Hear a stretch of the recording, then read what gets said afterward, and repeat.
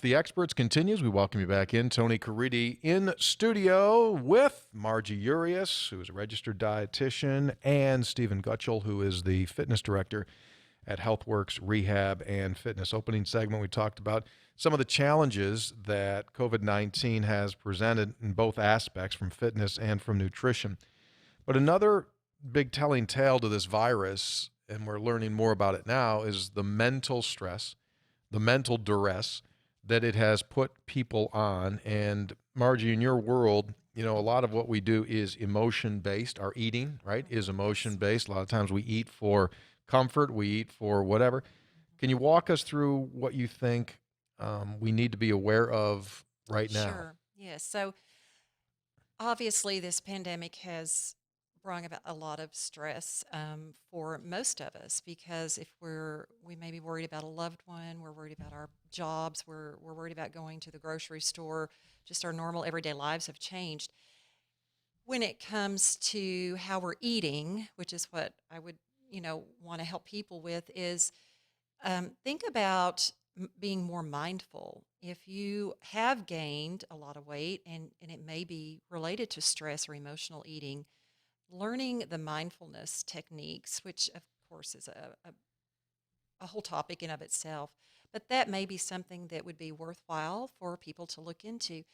So some of the things that whenever someone, and when we're visiting about, cravings or all this weight they've gained, and we go through a whole day, I say, tell me exactly first thing in the morning what happens, and let's walk through the whole day. When I find that they are eating because they're stressed, then what we do is we talk about strategies, and I want to give them tools to be able to go, okay, I know I want this cookie or whatever, and I'm not hungry, I just ate. What do we do? And everybody, it's very individual. Everyone kind of has different triggers that, can cause them to eat or be stressed eating. But one of the things I tell them is wait 10 minutes. Just put a stop sign up in your brain and kind of wait 10 minutes. Decide, am I hungry? Am I bored? Am I stressed? Am I emotional? Before you make a decision, before you eat something, really think about it. If you're hungry, go for it. It doesn't mean a cookie or whatever you're thinking of is bad. It just means just be aware and be Mm-hmm. more mindful of why you're making the decision that you're making. How are you going to feel after you eat it? So there's a lot of steps to being more mindful.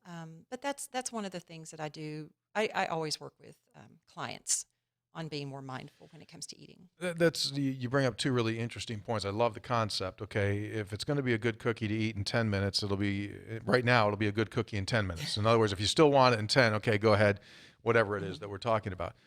But let's go one step further in here. Can you give us a really super layman's explanation as to why stress triggers us to eat? Well, it's can be hormonal based for sure, and it's just interesting. I think when people get nervous, they have different habits that they can, that they just start doing. Um, and if there's food around, a lot of people just start eating, and it has to do with hormonal changes. The other thing is just they're it's just a nervous habit. I feel like it's more of a habit. I have talked to so many people that when they get stressed, they don't eat. So we have weight loss. And then a lot of people who get stressed do, and they end up with weight gain. So again, everyone is very different.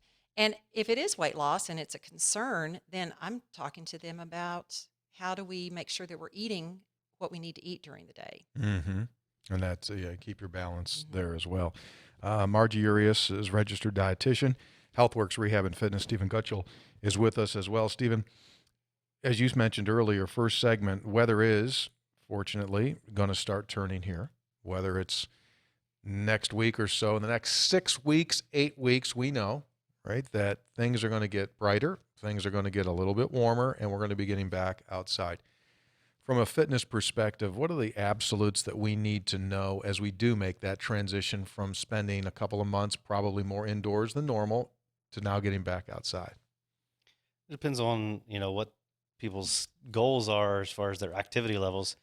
If they haven't been doing any activity, obviously they want to be conscious of, what level they're starting at. If they've been keeping up with some sort of home exercise or watching a video class online or something like that, then maybe they're a little bit better prepared to, go start dragging around bags of potting soil and, get the yard ready and things like that.